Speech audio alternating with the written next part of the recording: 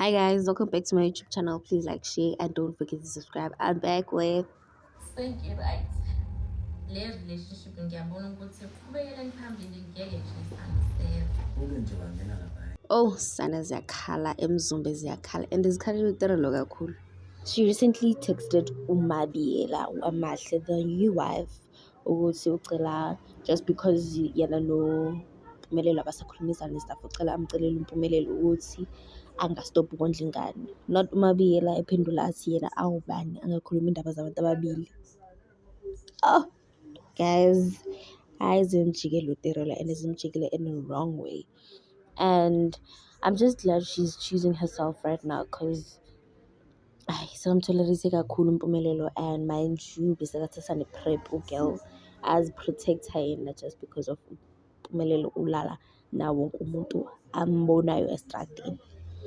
And besides that, I think uMpumelelo hated that uTerelo njengoba besekasele ufika sekahambile. She thought everything is about her right now, and uMpumelelo ngeke asathathe a second wife because ubonile ukuthi uTerelo uyi-side.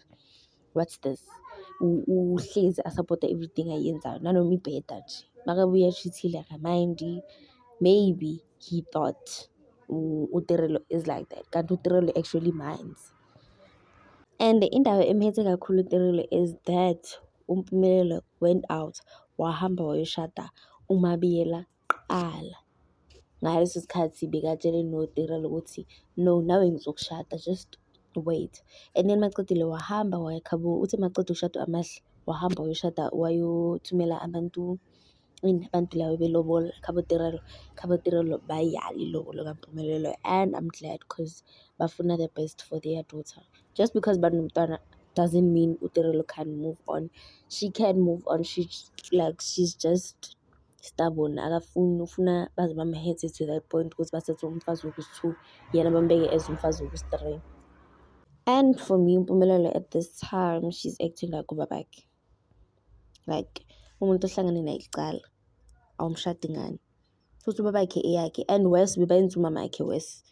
Ubabakhe eyakhe she went to marry uMacele ahlangane noMayeni kuqala, and ekhaba uMayeni bebala.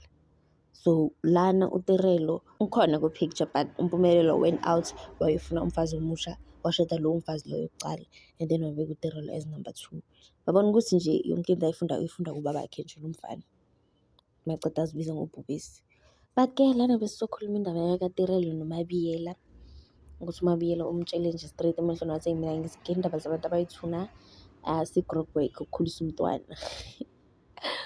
Yo yazini ikhama ihlezi negama, ihlezi ine-date, ihlezi ine-date. And as much as ikhama is a Luterelo, Mabiela should be careful